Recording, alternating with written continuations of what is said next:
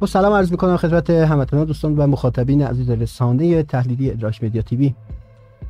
خیلی خوشحالم که بار دیگر در خدمت شما عزیزان قرار گرفتم. خانم ها و آقایان، من عطا قهرمانی هستم از سر ایران، آذربایجان، دیار شیران، مردان و سردارانی چون باقرخان، ستارخان و شهریارها و حاج مهدی آقای باکر و بقیه مشاهیر آذربایجان و کل ایران عزیز ما. و سلام گرمی دارم برای عزیزان و هموطنان خارج از وطن و کشورمون. و امیدوارم که در هر کجای از این جهان پهناور هستید، فریم به فریم لحظاتتان پر از خوبی و خوشی و موفقیت بوده باشه. در این برنامه قصد داریم بپردازیم به اتفاقاتی که در داخل کشور و در سیاست داخلیمون پیش آمده و البته دوستان میدونن دیگه مواضع ما، موضع گیری های ما به چه نحوی هست و اینکه آیا ما به مسئله وفاق آیا خیانت میکنیم یا آیا در برابرش ایستادگی میکنیم و یا به چه طریقه است.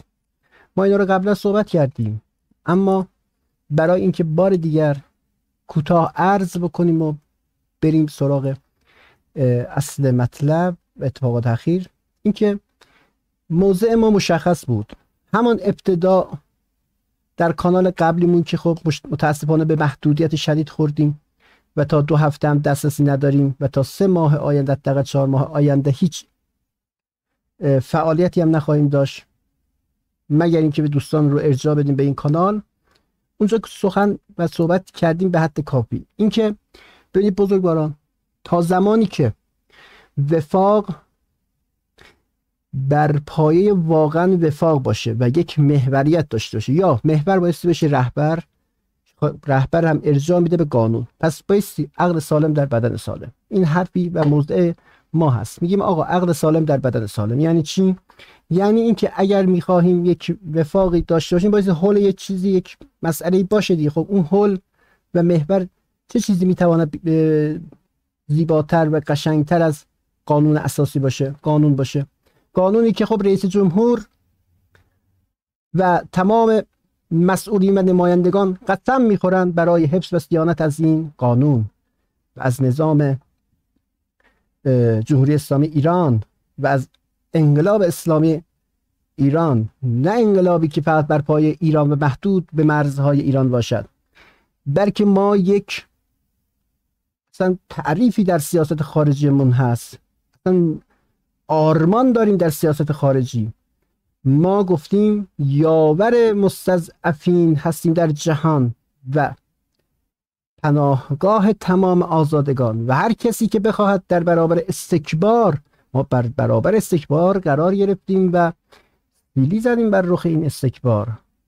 اگر اقدامات ما نبود، مطمئن باشید این نظمی که میخواهد از دل تاریخ و از دل این قرن در بیاد، حداقل 50-60 سال دیگه شاید انجام میشد اگر ایران هزینه ها رو نمیداد. امروز ما ایرانیان هزینه ها زیاد دادیم، هزینه‌اش با ما بوده، شهیدش با ما بوده، تحریمش رو ملت ما کشیده و 1001 مسئله دیگر که امروز گریبانگیر ما هست و ما میبینیم که دشمن و استکبار و امپریالیسم غرب و شرق حتی تا بن دندان نفوذ کردن در داخل سیستم دولتی، اجراییات و حتی حاکمیتی و حتی احزاب سیاسیمون.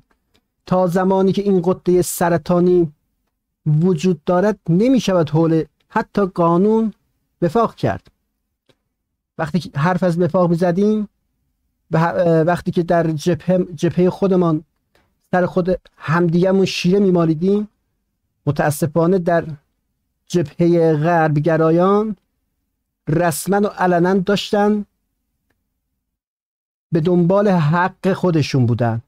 از موسوی لاری بگیر، ما برنامه‌شو ساختیم، تا بقیه افرادی که یک سلام علیک داشتن و یا یک توییتی در حمایت از آقای مسعود پزشکیان انجام دادن، امروز در بدنه دولت ما میبینیم و ما میبینیم که افرادی که مشکلات امنیتی داشتن، محکومین امنیتی بودن و سابقه مبارزه و یا حداقل نیت براندازی و یا کودتای نر، به هر حال هر چی باشه بجز حاکمیت ولایت فقیه بود انجام داده بودن، امروز در دولت شما میبینید که فعال هستن. آیا بگیم که بله اینا رفتن توبه کردن؟ خب آقا روزه شکدار برای چی بایستی گرفت؟ چه دلیلی داره؟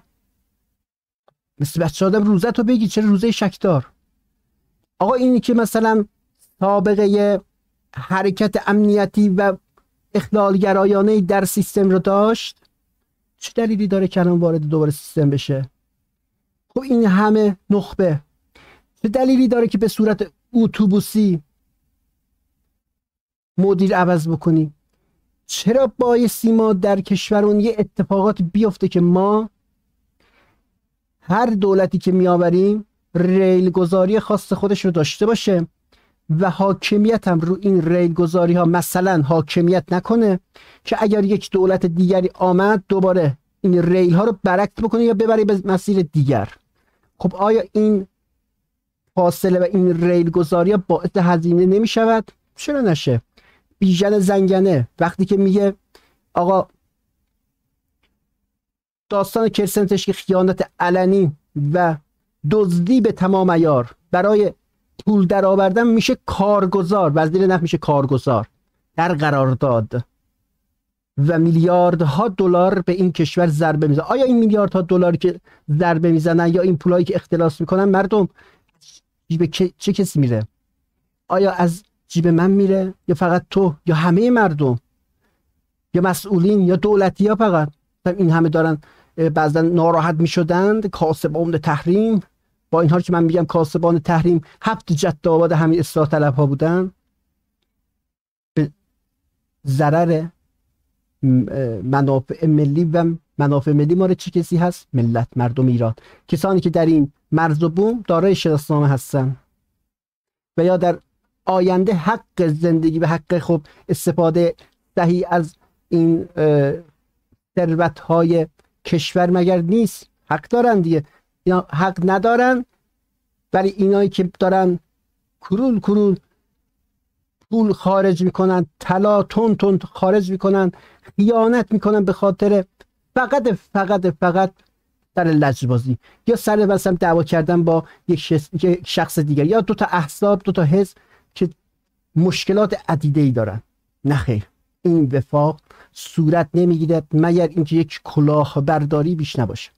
ما همون ایام اول زمانی که خب موضع گیری هایی میکردم امثال عباس عراقچی موضع گیری هایی داره میکنه، اما در اصل داره اتفاقاتی رو رقم میزنه که بایستی بری از زبان دیگران بشنوی. مثلا کی؟ زبان هاکان فیدال در مصاحبه با هم الجزیره رسانه الجزیره و هم فرانس 24 مضمون به این بود وقتی شما میشینی میگی آقا میدان اگر پیروز نشود دیپلماسی هیچ، یعنی مربوط هست به دیپلماسی به میدان، در صورت اصلا میدانی نباشه که دیپلماسی اصلا معنا نداره. باید امتیاز بگیری در داخل جبهه در میدان که با آن دستاورد بری پشت میز مذاکره و امتیاز بگیری. این یه عدد اصلا خیلی عادیه، این مربوط به ذات انسان ها، اصلا ذات همه موجودات هست. اگر شما حتی در معاملات حتی در کوچکترین اختلاف بین بچه ها در محله اگر یک عمل یا کارت ویژه بازدارندگی نداشته باشه که طرف نمیره که مثلا تو محله اینا گندگی بکنه یا مثلا حقش رو مثلا بره خط کشش رو از کسی تا یکی حامی نداشته باشه. خب تا زمانی که نیروهای نظامی ما در میدان و در عمل و در عرصه نظامی سخت، حتی نه نرم، سخت ضرباتی بزنه که کل دنیا ببینن، با چشم ببینن. نرم چیزی هست، اقدامات عملیات نرم یا همون رسانه‌ای فرق نمیکنه. در این حوزه دیگه سخت رو بذارید کنار، از اون به بعد مردم با چشم نمیبینن، مردم به صورت اشتباه شناختی قرار میگیرن و قبول کردن این موضوع هم خیلی سختشون میشه. یعنی سخت دچار این ضربه قرار میگیرن و جزء تلفات اون ضربات میشن، یعنی میرن دو سمت و اون تله خب خارجی هایی که تو همون جنگ شناختی براش پهن کردن، خب تلفات دیگه. و این که حتی بخوای اون تلفات دوباره برگردانید هم شامل هم هزینه هم زمان و هم تایم میشه. اما ضربه سخت میشه وعده صادق دو. مردم جهان به عینه و به چشم دیدند که ایران اراده کرد از 200 پرتابه‌ای که داشت 180 خورده‌اش بخواباند به درون خاک اشغالی اسرائیل و به اهدافی که از قبل این رو تعیین کرده بود، با وجود سپر دفاعی که بلا منازع در هیچ کجای از این جهان وجود ندارد. گفتم قبیله های اسرائیل امنیتش بالاست از کاخ سفید، این یک واقعیت همه میدانند. و یا کاخهای دیگر در همین کشورهای صاحب ادعا، درسته؟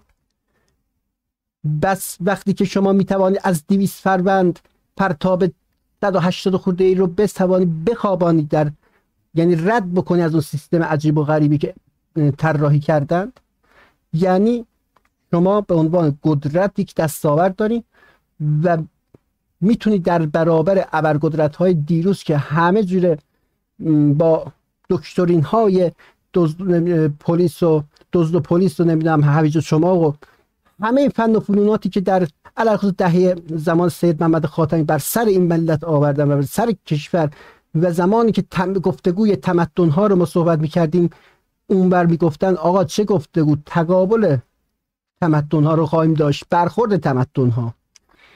و وقتی که ما رو اصلا کلا برای ما یک دنیایی رو در سیاست خارجی ها برای ما ترسیم کرده بودن که از دلش یهو میبینی وسطش داعش هم در میاد ازش، اونم حالا که زمان مثلا بگیم دوران خب آقای احمدی نژاد این اتفاق افتاد آغازش و اوایل آقای روحانی، کار نداره که خود احمدی نژاد دیگه اون زمانه میگفت کار اسد تمامه، ورود نکنیم برای سوریه، درسته؟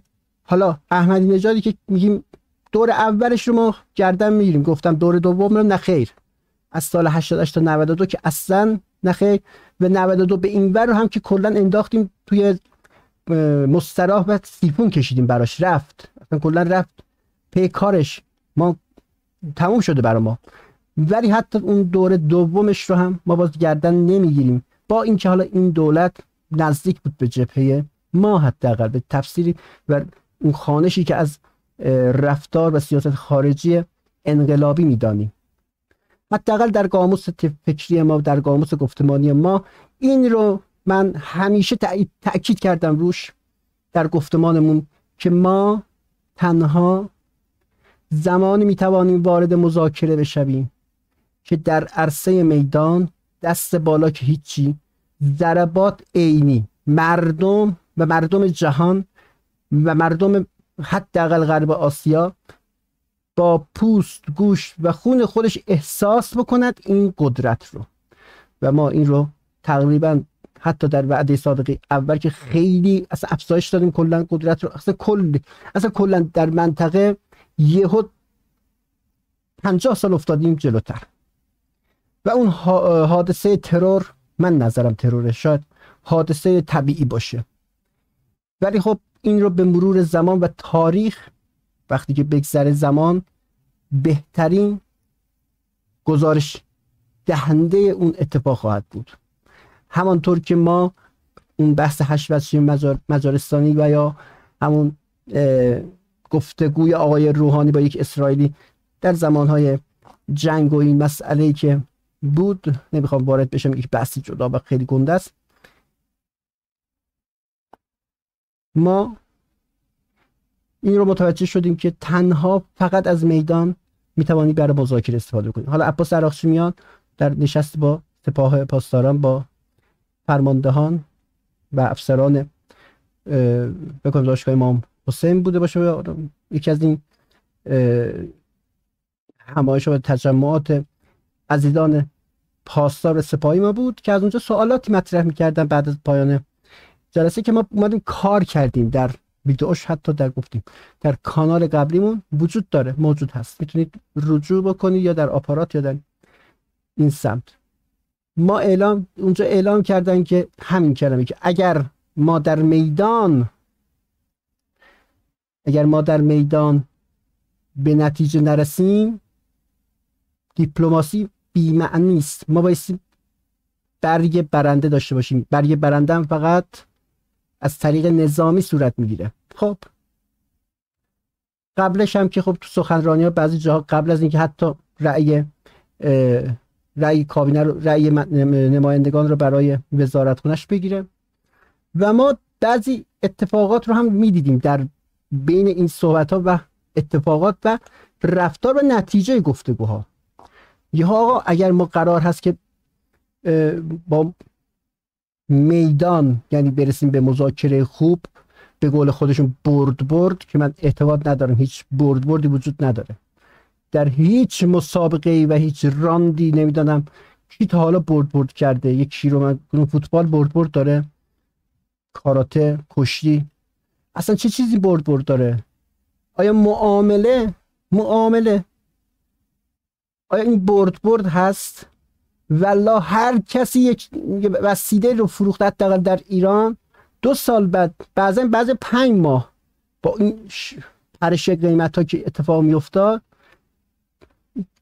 پشیمون می شدن. حتی اون برد اولی هم تبدیل به برد باخت می شد. یعنی هیچ کسی اصلا هیچ معاملی رو من نمیدونم که برد باشه. با حالا شاید هم باشه ما نمیدونم. حداقل در مذاکرات سیاسی و مذاکرات بین المللی علل خصوص در چیزی که مال خودت و داشته خودت و روی مال خودت بیای مذاکره بکنی که این کلا باخته. اصلا کلا مذاکره روی اون مال مثلا هسته‌ای، انرژی هسته‌ای به کسی ربطی نداره. کسانی که خودشون دارند استفادهش رو هم کردن از حالا هر انرژی که صرفاً بدبینی نباید داشته باشیم. ما الان با 60% اورانیوم میتوانیم برخی و یعنی یکی از الزامات ما برخی از داروهای هسته‌ای که باعث با این سوخت 60% به دست میاد که از قبلا از خارج تهیه میکردیم و بیماران خاصی هم برای خودش داشت. حالا خارجی ها میامدن یک روزی میگفتن آقا تحریم، یک روزی میگفتن آقا پولت اومده برای بلوکه شد. ما چقدر هزینه دادیم، هزینه سازش رو دادیم. حالا انرژی که مال خود ما هست، علمش مال خودمون هست، بومیه، همه چیز اوکی. بعد میگه نمیذاریم. نه شما باید تحریم بشین. برای چی انرژی هسته‌ای دارین؟ شما باید همیشه وابسته ما باشید. آقا این حرف زوره، دارن سر مال خودمون، دارن با خودمون معامله میکنن. ما میگیم این کارو نکن. آقا عراقچی میاد میگه، ازشون میپرسن که خب آقای عراقچی، مردم که میگن آقا بعد صادق 3 چه اتفاقی خواهد و کی؟ خود سپاه پاسدار. من اونجا خب یه خوردم شک کردیم، ولی گفتیم بذار با مردم پیش بریم. نمیشه که اینجا هر چیز رو فقط با دید بد و فردا همین که میگن آره آقا اینا تئوری توتر رو فقط دارن، اون موقع این چیزی رو میتونستیم براش ضریب بدیم. به خاطر همین ما نرم برخورد کردیم. ولی الان شاید شما بفهمید بعضی اتفاقات چه چیزی است. گفتن که ایشان در اون جلسه هست مصاحبهش در سطح اینترنت، گفتن برنامه‌اش ساختیم ما. ایشون گفتن که خب وعده صادق سه از نظر ما حل امضا شده، پس مونده شما کی میخوای عملیاتی بکنی. یعنی از همه مسئولین اصلا دولت همه ساقط الان دست شما تصمیم بگیرید. این تصمیم گیرندش شما فرماندهان یعنی سپاهی هستید. میگه از ما اون چیزی که به ما ربط داشت حل شده. یعنی چی؟ یعنی ما تایید کردیم که بزنید.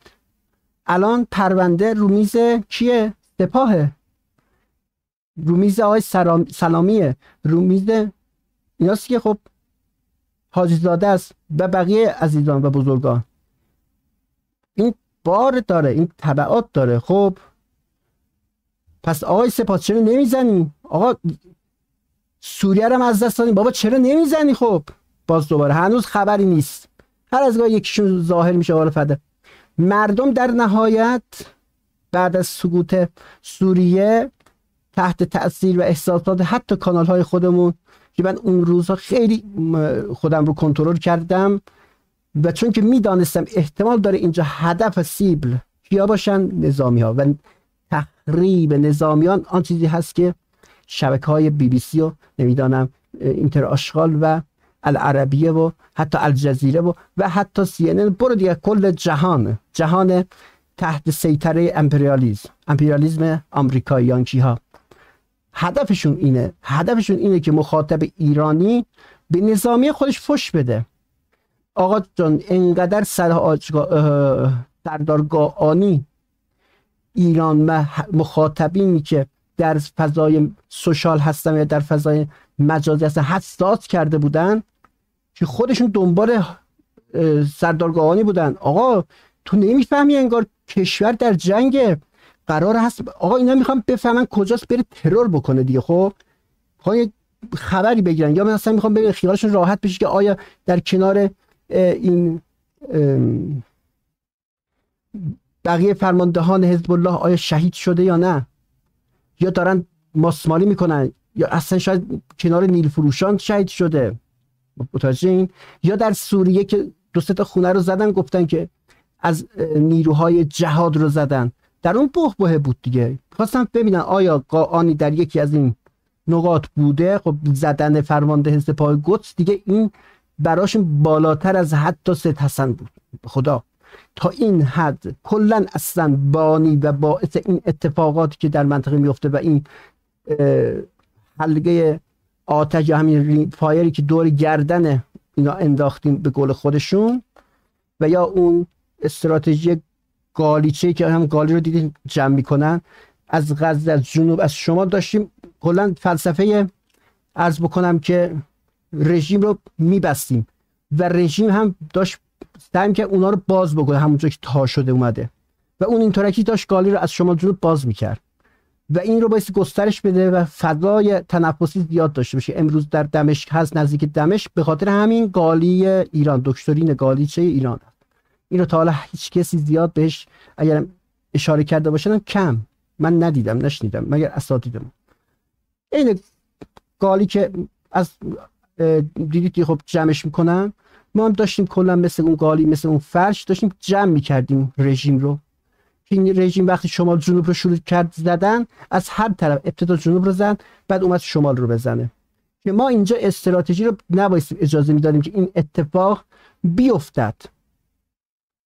یعنی اگر شروع کرد به این سمت، ما میتوانستیم حتی وعده صادق خودمون تا 7 بریم، به کسی ربطی نداشت. اصلا وعده صادق 3 رو یک عملیات 1 ماه قرار بده، 2 ماه قرار بده و هر روز عملیات بکن.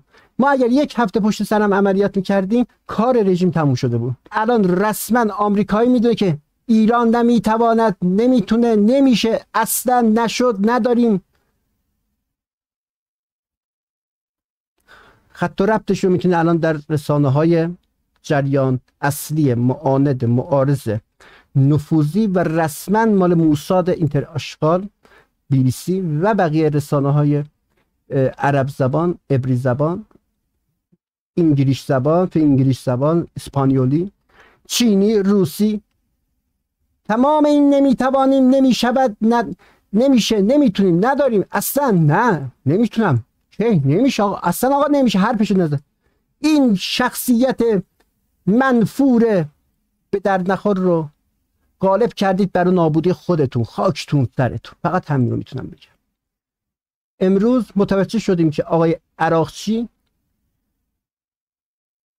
در سری مذاکراتی که با حالا همتایان خودشون هست، اون امیر عبداللهیان بود، اینم عباس عراقچی. عباس عراقچی شما دست پرورده جواد ظریف هستی دیگه، نمیشه. یعنی هر چقدر بخوای خودت رو شبیه بکنی به یک فرد میهن پرست، شما نافتون رو با این مثلا آموزشتون، نوع مذاکرتون، مذاکره که میکنید به این منواله، به منوال جواد ظریفه. و من بعضی به آقایون میگم آقا جواد ظریف اصلا انداختیم بیرون. بابا میگم دست پرورده های جواد ظریف عباس عراقچی تو وزارت امور خارجه است. امثال دست پرورده های جواد ظریف تخت روانچی هستن. اینا دارن کار سیاست خارجی ما که مهمترین اصل اصول تمام کشورها و دولت‌های جهان هست دارن انجام میدن. خب این یعنی باشه تن لش خودشم، نباشم هیچ مهم نیست. تو که دست پرورده ها و نوعی که تفکر جواد ظریف رو و دکترین ظریف رو دارن در دولت عملیات میکنن مشخص ما مسجل هست. خیلی خوب.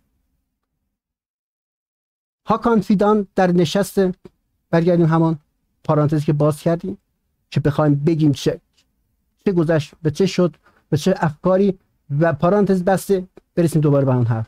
جمله اول، هاکان فیدان در نشستی که با رسانه الجزیره و فرانس 24 صحبت کرد، البته چندین رسانه بود ولی این جمله‌ای که من میگم در این دو رسانه، خب تقریبا دو رسانه قدرتمند، خب الجزیره خب الان واقعا از جزو 5 رسانه برجسته جهان میتونن، به شاید جزو 3 تا رسانه جهانی باشه و کارشون درسته و حرفه‌ای کار میکنن، کار نداریم. برگشت گفت همکاران ایرانی ما، چیزی که من از این همکاران ایرانی ما دیدم، اینها به دنبال جنگ نیستن، اهل جنگ نیستن و هیچ استعداد و هیچ مثلا درخواست و این که مثلا دست پیش رو بگیره که مثلا داغ بکنه این میدون رو گرمش بکنه، بازار گرمی بکنه برای جنگ، ندارن، سردن، اهل جنگ نیستن و نمیخوانم دنبال جنگی هم در منطقه نیستن که واقعا تبدیل به یک جنگ بشه، یک اتفاقی.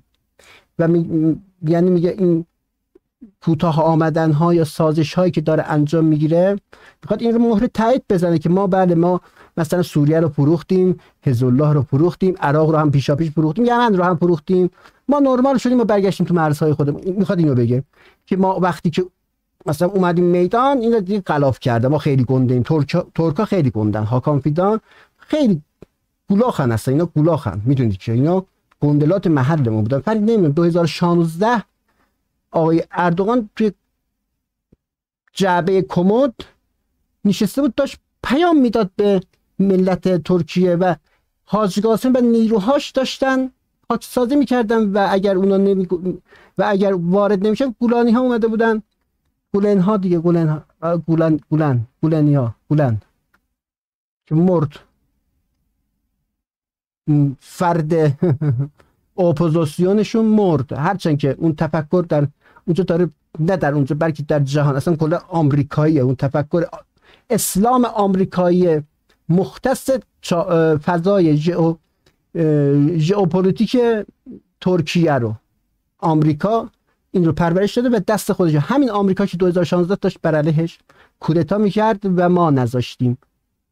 هاکان فیدان اینا اومده بودن از اینا رو فراموش کردن دیگه، خلاص چی کنیم دیگه، حالا مشکل نه، این ابراهیم کالین اینا همشو فراموش کردن، فعلا بذارید سرمست امپراتوری و فرماندهی و خلیفه بودن عزیزشون، عزیز عثمانیشون کیه، این آقا خردوغان، اون رو باش داشته باشن و باش پرواز میکنن، مهم نیست، مهم اینه که اصالت، تنها اصالت میتواند حرف اول و آخر رو بزنه و کسانی اصالت دارن که خب این محدوده رو مال اونا بود، این ارزی که امروز درش جنگ هست یک زمان ایرانی بود، ایران من ایرانه، خب ایران اصیل ترین ملت و مردم این منطقه هست، بله حکومت هست، بله خب پس اون بلده بازیش رو، خب این از این، من از این لحاظ من ایران مادر رو حتی مسئولین و اینا هم نمیتوانند تو این مسئله اینجا رو بگم، اینجا رو داشته باش، این یک بعد پنهانش هست، این یک گزارش کوتاه از آنچه که از نظر امنیتی در این ایام در ایران وارد شده، آن چیزی هست که ما میبینیم از یک بعد، تازه از یک بعد آقای عراقچی اومدیم و آقای فیدان یک نتیجه گیری کردیم و یک شاخ و برگی بهش دادیم و به این نتیجه رسیدیم و من دیگه بیشتر از این دوستان نمیخوام ادامه بدم این برنامه بخش قسمتش رو و بعد دیگه یه بحث دیگر رو آغاز بکنیم که در اون بخش بررسی بکنیم این عرض کنم خدمت شما که مسائلی که این بار سمت ریاست جمهوری بود و دو سه تا صحبتایی که واقعا مشمئز کننده است بعضی جاهاش و این که بعضی از دوستانم میگن که آقای پزشکیان بره استعفا بده، این اتفاق نخواهد افتاد رهبری حداقل اجازه نمیده، چون که با توجه به وضعیت حتی قبل از پزشکیان یک وضعیتی خاص دیگه بود. بعد از پزشکیان وضعیت همونطور که ما پیش بینی می‌کردیم افول 50% ایران شد. افول، کلمه افول در چند ماه. فقط آمار آقای همت زمانی که ما نه رئیس جمهور داشتیم و نه رئیس مجلس، در واقع فقط از سرانگاه یک دونه آقای اژه‌ای رو داشتیم. آقای مخبر شد سرپرست و بعدها آقای قالیباف هم پیوست به این سرا. اینا نتیجهشون این بود که انتخاباتی رو بر پایه اصول و فلان قاعده محکم و زیبا و بدون خط و خش خلاصه ارائه بکنن. شما تا یک برنامه دیگر یا علی با دعای حضرت حجت تیزر جدید. همانها که در جواب تو میگویند ما خط را نشکستیم، خدا شکست. اگر به خدای بزرگ چه کنید و به استقبال شهادت بروید، هیچ ابرقدرتی در مقابل ما مقاومت نخواهد کرد.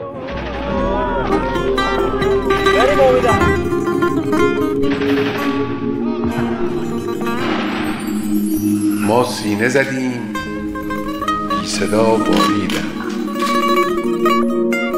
از هر چی که دم زدیم اونها دیدن. ما مدعیان صف اول بودیم، از آخر